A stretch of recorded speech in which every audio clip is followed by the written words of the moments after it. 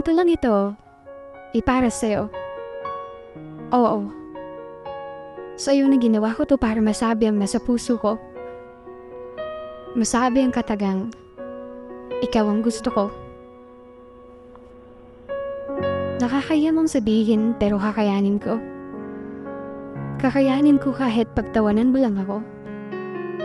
Pagtawanan, ipagtabuyan o kahit anong gawin mo.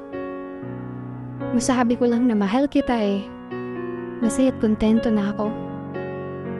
Kontento na ako kahit di mo naman ako gusto. Masaya na ako kahit maghanap ka man ng gusto. Dahil malaman mo na gusto kita nagbigay ng saya sa puso't isip ko.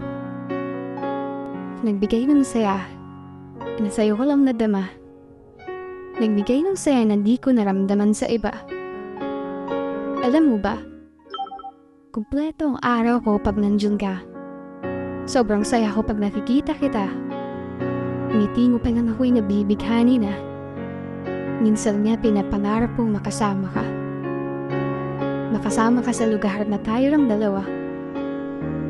Ngayon, alam mo na. Alam mo nang gusto kita. Pero alam ko. Alam ko.